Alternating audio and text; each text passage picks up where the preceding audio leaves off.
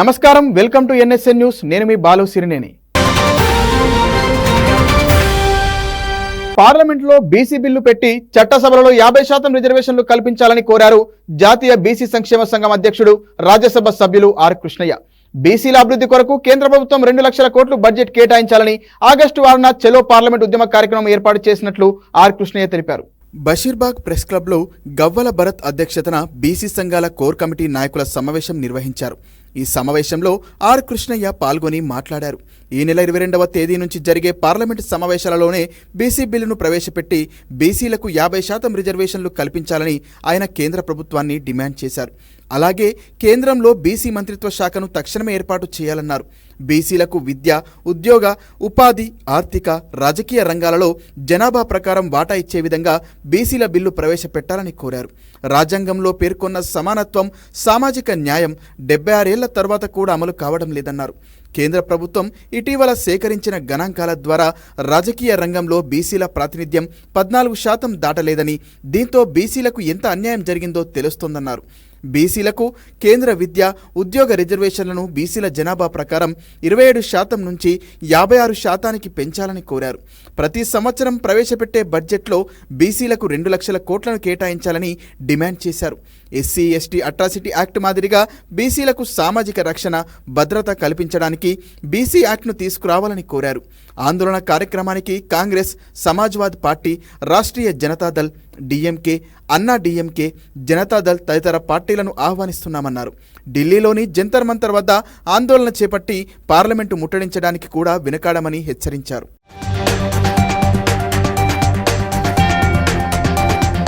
వచ్చే పార్లమెంటు సమావేశాల్లో BC bill పెట్టి చట్టసభల్లో బీసీలకు 50% రిజర్వేషన్లు కల్పించాలని, అదేవిధంగా కేంద్రంలో బీసీల అభివృద్ధి కోసం ప్రత్యేక మంత్రిత్వ శాఖ పెట్టాలని, బీసీల అభివృద్ధి కార్యక్రమాల కోసం ఏటా 2 లక్షల కోట్ల బడ్జెట్ కేటాయించాలని, ప్రైవేట్ రంగంలో ఎస్సీ ఎస్టీ బీసీ రిజర్వేషన్లు పెట్టాలని, అదేవిధంగా సుప్రీంకోర్టు, హైకోర్టు జడ్జిమెంట్లు అన్నీ బీసీలకు వ్యతిరేకంగా వస్తున్నాయి కాబట్టి అందులో కూడా బీసీలకు బీసీ ఎస్సీ ఎస్టీలకు జనాభా ప్రకారం రిజర్వేషన్లు పెట్టాలని కేంద్ర ప్రభుత్వం మీద ఒత్తిడి తీసుకురావడానికి ఆగస్టు 6న పెద్ద ఎత్తున ఆంధ్రప్రదేశ్, తెలంగాణ, ఆంధ్రప్రదేశ్, కర్ణాటక, యూపీ, హర్యానా అన్ని రాష్ట్రాల నుంచి వేలాది మందిని బీసీలు ఢిల్లీ వద్ద భారీ ధర్నా, పార్లమెంటు ముట్టడి కార్యక్రమం ఏర్పాటు చేయాలని నిశ్చయించను. ఈ కార్యక్రమానికి బీసీలందరూ బీసీల అభివృద్ధి కోసం పాటుపడుతూ బీసీ సంఘాలు, బీసీ నాయకులు చాలామంది అనేక త్యాగాలు చేసి పోరాడుతున్నారు. అందరూ చలో ఢిల్లీ కార్యక్రమంలో భాగస్వాములు కావాలని నేను విజ్ఞప్తి చేస్తున్నా. చేస్తే కేంద్ర ప్రభుత్వం దిగొచ్చి మనకేమిస్తుంది? కేంద్ర ప్రభుత్వం బూడిది కూడా ఇస్తలేదు. 45 లక్షల కోట్ల బడ్జెట్ ఉంటే బిస్కెట్లు, చాక్లెట్ బిస్కెట్లకు కూడా పనికిరాని విధంగా 2,000 కోట్లు ఇచ్చారా? సిగ్గుందా కేంద్ర ప్రభుత్వానికి? మనిషికి 3 రూపాయలు ఇస్తుంది. బుద్ధి ఉండాలి. కాబట్టి బీసీలు ఇంత అన్యాయం జరుగుతుంటే కూడా తిరిగి పడుకుంటే సరిపోదు. పౌరుషంతో ఆత్మ పరిశీలన చేసుకొని బీసీలలో అనేక మంది దమ్మున్న నాయకులు ఉన్నారు. మీరు అందరు ఈ ఉద్యమంలో పాల్గొవాలి. పార్లమెంటు ముట్టడి ధర్నా అయినాక ఇక స్టేట్ వైడ్గా పర్యటించి రాష్ట్రంలో అగ్గి మండిస్తాం. తెలంగాణ ఉద్యమం ఎట్లయిందో బీసీ ఉద్యమం అంతకంటే పెద్దగా అవుతుందని చెప్పి హెచ్చరిస్తున్నారు. నిరుద్యోగులు గత నెల రోజుల నుంచి తెలంగాణ సర్కార్కు వ్యతిరేకంగా ధర్నాలు చేస్తున్న విషయం తెలిసిందే. గ్రూప్ 1 ఎగ్జామ్లో పోస్టులు పెంచాలని, డిఎస్సీ ఎగ్జామ్ వాయిదా వేయాలని రాత్రి పగలు తేడా లేకుండా అభ్యర్థులు ఆందోళన చేపడుతున్నారు. ఎన్నికల ప్రచారంలో భాగంగా కాంగ్రెస్ ప్రభుత్వం ఇచ్చిన హామీ మేరకు గ్రూప్ 1 మెయిన్స్కు 1:100 నిష్పత్తిని పాటించాలని నిరుద్యోగులు పెద్ద ఎత్తున డిమాండ్ చేస్తున్నారు. ఇటీవలే టీజీపీఎస్సీ కమిషన్ ముందుగా ప్రకటించిన నోటిఫికేషన్ల ప్రకారమే పరీక్షలు నిర్వహిస్తామని నిరుద్యోగులు ధర్నాలు ఆపాలని తేల్చి చెప్పింది. 1:50 నిష్పత్తితోనే మెయిన్స్ ఎంపిక చేస్తామని స్పష్టం చేసింది. దీంతో కాంగ్రెస్ ప్రభుత్వం ఇచ్చిన మాట తప్పిందని, నిరుద్యోగులకు అన్యాయం చేస్తుందంటూ ఆగ్రహం వ్యక్తం చేస్తున్నారు. పరీక్షలు వాయిదా వేయాలన్న అభ్యర్థుల డిమాండ్ వెనుక కోచింగ్ సెంటర్ల మాఫియా కుట్ర ఉందని రేవంత్ రెడ్డి ఆరోపించిన విషయం తెలిసిందే. పరీక్షలు వాయిదా వేయడం వల్ల కోచింగ్ సెంటర్లకు 100 కోట్ల లాభం వస్తుందని, కోచింగ్ నిర్వాహకులు డబ్బు కోసం ఆశ ఆశపడుతున్నారని అన్నారు. మొన్న తలకు మాసినోళ్లే ఆందోళన చేస్తున్నారని, నేడు ఏ పరీక్ష రాయనోళ్లు, ఏ ఉద్యోగానికి పోటీ పడనోళ్లు దీక్షలు చేస్తున్నారని రేవంత్ రెడ్డి చేసిన వ్యాఖ్యలపై నిరుద్యోగులు భగ్గుమన్నారు. రాజకీయ పార్టీల ప్రోద్బలంతోనే ధర్నాలు చేస్తున్నారని, నిరసన తెలిపేటోళ్లంతా అభ్యర్థులు కాదు అని సీఎం మాట్లాడడంపై మండిపడ్డారు. సీఎం వ్యాఖ్యలపై నిరుద్యోగులు మరింత మండిపడుతూ పట్టు విడవకుండా ధర్నాలు చేపడుతున్నారు. సీఎం వ్యాఖ్యలకు నిరసనగా అశోక్ నగర్, దిల్సుఖ్ నగర్, ఎల్బీ నగర్తో పాటు ఇతర అనేక చోట్ల వేలాది మంది నిరుద్యోగులు రోడ్డెక్కారు. కాంగ్రెస్ సర్కారు తీరుపై నిప్పులు చెరుగుతూ పెద్ద ఎత్తున నినాదాలు చేశారు.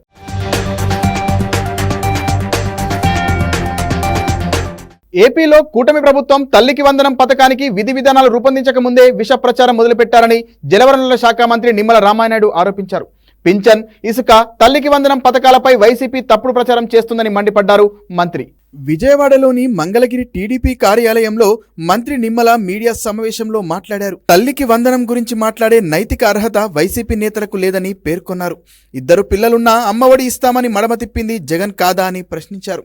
తల్లికి వందనంను ఏ విధంగా అమలు చేయాలి, ఎప్పటి నుంచి ప్రారంభించాలనే విషయంపై విధి విధానాల కసరత్తు చేస్తున్నామని వివరించారు.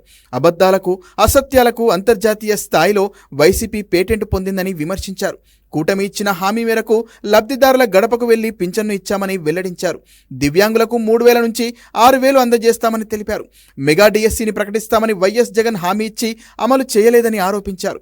చంద్రబాబు అధికారంలోకి రాగానే మొట్టమొదటి సంతకం డిఎస్సీపై పెట్టారని, ల్యాండ్ అండ్ టైటిలింగ్ యాక్టును రద్దు చేశామని సూచించారు.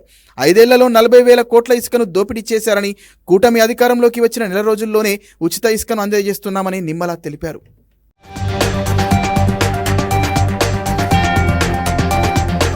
దేశవ్యాప్తంగా 7 రాష్ట్రాల్లో జరిగిన అసెంబ్లీ ఉప ఎన్నికల్లో బీజేపీకి గట్టి ఎదురుదెబ్బ తగిలింది. 3వసారి కేంద్రంలో అధికారం చేపట్టిన బీజేపీకి కొద్ది రోజుల్లోనే మరోసారి భంగపాటు కలిగింది. మొత్తం 13 సీట్లకు జరిగిన ఉప ఎన్నికల్లో బీజేపీ కేవలం 2 చోట్ల మాత్రమే విజయం సాధించింది. దీంతో బీజేపీపై దేశ ప్రజలకున్న వ్యతిరేకత మరోసారి స్పష్టమైంది. చాలా స్థానాల్లో కనీస పోటీ ఇవ్వలేక బీజేపీ పార్టీ చితికిలపడింది.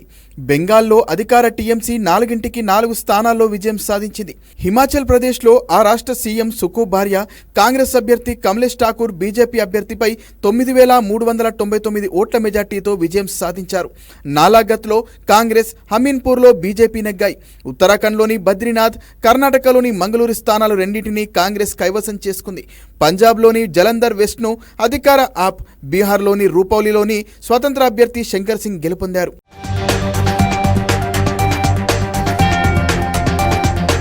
లోక్సభ ఎన్నికల్లో ఓటమి తర్వాత యూపీ బీజేపీ నేతలు తమ సొంత పార్టీపై తిరుగుబాటు చేశారని, అందులో చాలా మంది నేతలు పీపుల్స్ డెమోక్రాటిక్ అలయన్స్లో చేరడానికి సిద్ధంగా ఉన్నారని యూపీ మాజీ సీఎం అఖిలేష్ యాదవ్ పేర్కొన్నారు. ఈ మేరకు ఆయన సామాజిక మాధ్యమంలో వీడియో పోస్ట్ చేశారు. ప్రస్తుతం యూపీ బీజేపీ ఒక విధమైన నిరాశ నిస్పృహలతో నిండి ఉందని, వారికి అలాంటి పరిస్థితి ఏర్పడడానికి పీడీఏ కారణమని పేర్కొన్నారు. దాంతో ఆ పార్టీ నేతలు బయటికి రావాలని అనుకుంటున్నారన్నారు.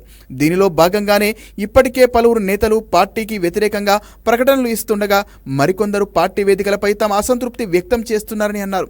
బీజేపీ 2027 ఎన్నికల్లోనే కాదు, భవిష్యత్తులో జరిగే అన్ని ఎన్నికల్లోనూ ఓడిపోవడం ఖాయమని అఖిలేష్ యాదవ్ పేర్కొన్నారు.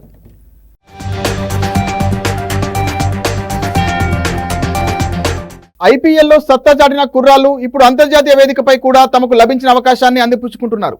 రెగ్యులర్ ఆటగాళ్లు లేకుండా వెళ్లిన యువ జట్టు అంచనాలకు అనుగుణంగా సత్తా చాటి జింబాబ్వేపై టీ20 సిరీస్ విజయాన్ని అందుకుంది. టీ20 వరల్డ్ కప్లో విజేతగా నిలిచిన తరువాత జరిగిన తొలి సిరీస్ కూడా భారత్ ఖాతాలో చేరింది. జింబాబ్వే గడ్డపై జరిగిన ఈ 5 మ్యాచ్ల పోరులో మరో మ్యాచ్ మిగిలి ఉండగానే భారత్ 3-1తో సిరీస్ సొంతం చేసుకుంది. 4వ టీ20లో భారత్ 10 వికెట్ల తేడాతో జింబాబ్వేపై ఘన విజయం సాధించింది. టాస్ ఓడి ముందుగా బ్యాటింగ్కు దిగిన జింబాబ్వే 20 ఓవర్లలో 7 వికెట్ల నష్టానికి 152 పరుగులు చేసింది. కెప్టెన్ సికిందర్ రజా 28 బంతుల్లో 46 పరుగులతో టాప్ స్కోరర్గా నిలవగా, మరువని 31 బంతుల్లో 32 పరుగులు, మదివేరే 24 బంతుల్లో 25 పరుగులతో రాణించారు. అనంతరం భారత్ 15.2 ఓవర్లలో వికెట్ నష్టపోకుండా 156 పరుగులు చేసింది. 4వ మ్యాచ్లో యశస్వి జైస్వాల్, శుభం గిల్ దూకుడైన బ్యాటింగ్ ముందు జింబాబ్వే ఏమాత్రం పోటీనివ్వలేకపోవడంతో జట్టు అలవోకగా లక్ష్యం చేరింది. జైస్వాల్ 53 బంతుల్లో 93 పరుగులతో నాటౌట్గా, అలాగే కెప్టెన్ శుభం గిల్ 39 బంతుల్లో 58 పరుగులతో నాటౌట్గా నిలిచి అజేయంగా జట్టును గెలిపించారు. ప్లేయర్ ఆఫ్ ది మ్యాచ్గా యశస్వి జైస్వాల్ అందుకున్నాడు.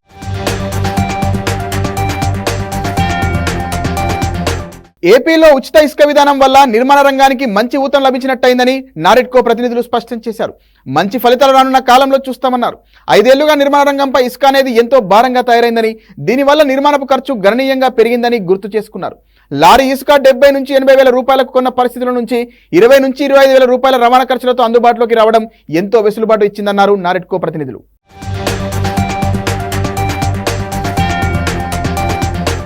ఎన్నికల వేళ ఇచ్చిన మాట ప్రకారం అభివృద్ధి వికేంద్రీకరణకు కూటమి ప్రభుత్వం చర్యలు చేపడుతోంది. రాజధాని అమరావతికి పూర్వవైభవం తెచ్చేలా ప్రణాళికలు సిద్ధం చేస్తున్న సర్కార్ ఇప్పుడు విశాఖ అభివృద్ధిపై దృష్టి సారించింది. మెట్రో రైలు ప్రాజెక్టును ముందుకు తీసుకెళ్లేందుకు ప్రణాళికలు రచిస్తోంది. డిపిఆర్లో కొన్ని మార్పులు చేసి ఎన్హెచ్ఏఐతో కలిసి ముందుకు వెళ్లేందుకు ప్రయత్నాలు చేస్తోంది.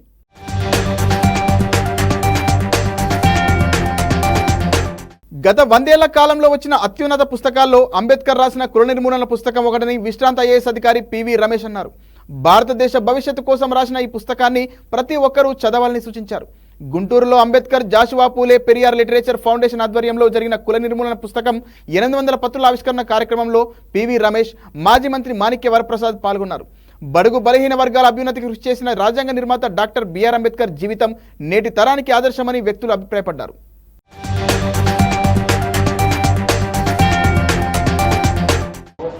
రాసిన ఒక ముఖ్యమైనటువంటి పుస్తకం కుల నిర్మూలన మీద అంబేద్కర్ గారు రాసిన పుస్తకం. ఇది దళితుల కోసం రాసింది కాదు, ఇది భారతీయులందరి గురించి రాసిన పుస్తకం. ఈ సమాజం ముందుకెళ్ళాలి, భారత సమాజం ఏ విధంగా మార్పు చెందుతుంది అనే ఉద్దేశంతో రాసిన సంభాషణ. నేను చదివిన అన్ని పుస్తకాల్లో 10-11 సంవత్సరం వయసులో మొట్టమొదటి పుస్తకం. పోలవరం ప్రాజెక్టుపై వైసీపీ సర్కారు చూపిన నిర్లక్ష్యానికి కూటమి ప్రభుత్వం భారీ మూల్యం చెల్లించాల్సిన పరిస్థితి ఏర్పడింది. గత 5 ఏళ్లుగా ఎడమ కాలువ పనులు ఎక్కడికక్కడ ఆగిపోవడంతో ప్రస్తుతం వేల కోట్ల మేర అదనపు భారం పడింది. మళ్లీ టెండర్లు పిలిపించి పనులు గాడిన పెట్టేందుకు కూటమి ప్రభుత్వం ప్రయత్నాలు చేస్తోంది.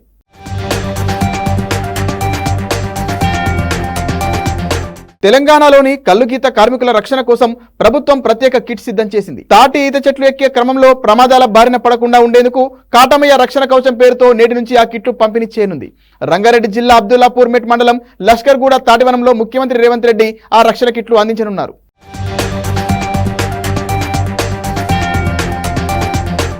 చేనేత కళను విశ్వవ్యాప్తం చేసేందుకు రాష్ట్ర ప్రభుత్వం అన్ని విధాలుగా కృషి చేస్తోందని మంత్రి తుమ్మల నాగేశ్వరరావు అన్నారు.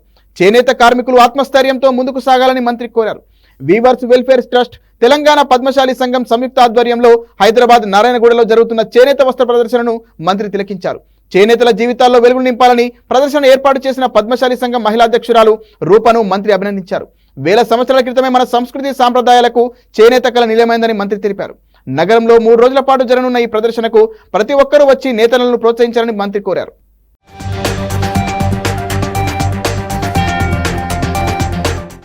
చేనేత కార్మికుల యొక్క జీవితాల్లో వెలుగులు నింపడం కోసం మనకున్నటువంటి ప్రొడక్ట్స్ అన్ని కూడా ఇక్కడ ఎగ్జిబిషన్ ఏర్పాటు చేసి వాళ్ళ యొక్క సేల్స్ ని, వ్యాపారాన్ని పెంచి వాళ్ళ ఆదాయాన్ని పెంచాలనే సదుద్దేశంతో ఆ మహిళా సంఘం సభ్యులు వారిని ఎంకరేజ్ చేసినటువంటి పెద్దలందరికీ కూడా ధన్యవాదాలు తెలియజేస్తూ కార్మిక సోదరులందరికీ ఒకటే విజ్ఞప్తి చేస్తున్నాం. ఆత్మస్థైర్యంతో మీకున్నటువంటి కళని ప్రపంచవ్యాప్తంగా చేసేదానికి రేవంత్ రెడ్డి గారి ప్రభుత్వం తప్పకుండా కృషి చేస్తుంది.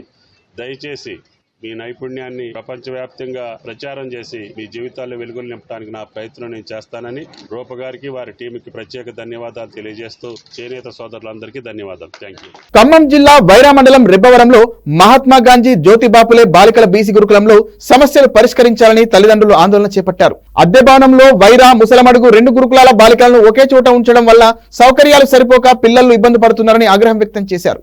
2వ శనివారం సందర్శన వేళలో తమ పిల్లలను చూసేందుకు వచ్చిన తల్లిదండ్రులు అక్కడ కల్పిస్తున్న సదుపాయాలు చూసి అసంతృప్తి వ్యక్తం చేశారు. అధికారుల తీరును నిరసిస్తూ వైరా మధ్య ప్రధాన రహదారిపై రాస్తారోకో చేశారు. ఉన్నతాధికారులు తక్షణమే స్పందించాలని, గతంలో ఉన్న పాఠశాలలో అదనంగా ఉన్న వైరా గురుకులాన్ని వేరే భవనానికి మార్చాలని డిమాండ్ చేశారు.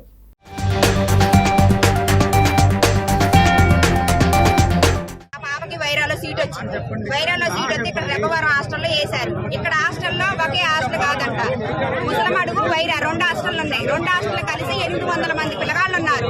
ఈ 800 మంది పిల్లగాళ్ళకి ఈ చిన్న పిల్లగాళ్ళని ఫస్ట్ 3rd ఫ్లోర్ లో వేశారు. ఈ 9th 8th వాళ్ళని 1st ఫ్లోర్ కింద ఉంచారు. పైన ఉన్న పిల్లగాళ్ళు బాత్రూమ్స్ వస్తే అర్జెంట్ వచ్చింది. ఈ 8 మందికి ఒక 4 బాత్రూమ్లు 4 లెట్రూమ్లు పిల్లగాళ్ళు వీళ్ళందరూ పోవడానికి ఎంత ఇబ్బంది అవుతుంది. ఒక్కోసారి అంత అర్జెంట్ అయి కూడా చాలా ఇబ్బంది పడుతున్నారు పిల్లగాళ్ళు. స్నానం చేయడానికి కూడా వయసు వచ్చిన పిల్లగాళ్ళు మొత్తం గ్రౌండ్ ఎరుగుద్ది. ఆ గ్రౌండ్ లో స్నానం చేస్తున్నారు.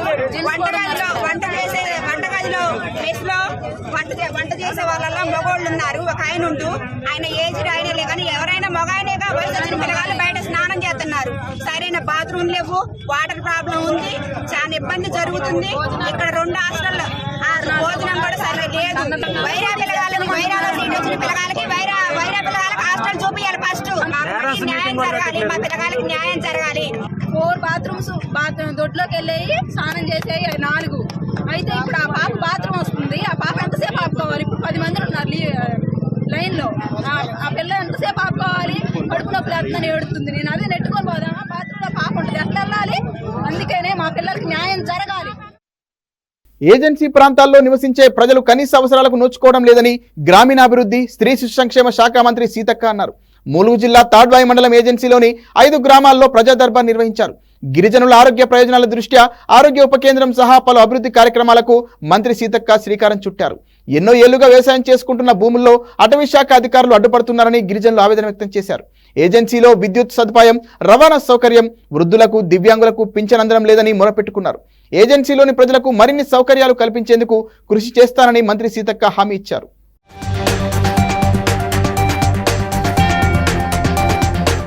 అమర్నాథ్లోని మంచు శివలింగాన్ని దర్శించుకునేందుకు దేశం నలుమూలల నుంచి ప్రతిరోజు వేలాది మంది భక్తులు జమ్మూ కాశ్మీర్కు తరలివస్తున్నారు.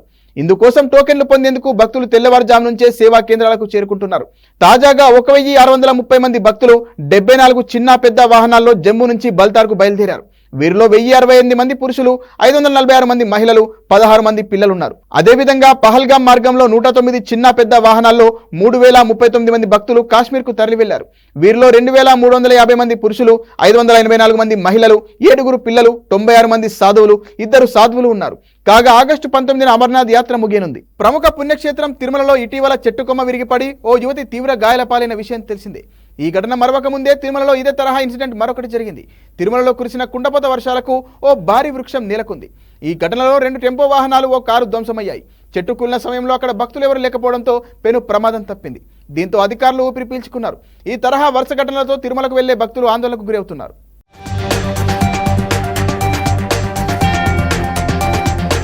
తెలంగాణ సంస్కృతి సాంప్రదాయాలకు ప్రతీకగా నిలిచే బోనాల మహోత్సవం ప్రారంభమైంది. సిద్దిపేటలోని నాసర్పుర ప్రాంతంలో ఉన్న మైసమ్మ తల్లికి కూర కుటుంబ సభ్యుల ఆధ్వర్యంలో డప్పు చప్పుల మధ్య బోనం సమర్పించారు. అనంతరం కూర రమేష్ మాట్లాడుతూ ప్రతి ఏటా ఇక్కడ మైసమ్మ వారి బోనం సమర్పించడం సంతోషంగా ఉందని తెలిపారు. మైసమ్మ తల్లి అనుగ్రహం వల్లనే ప్రజలంతా సుఖ సంతోషాలతో ఉన్నారన్నారు. అదేవిధంగా అమ్మవారి ఆలయం వద్ద ఇవాళ అన్నదాన కార్యక్రమం ఉంటుందని, అధిక సంఖ్యలో పాల్గొని అన్నదాన కార్యక్రమాన్ని విజయవంతం చేయాలని కోరారు.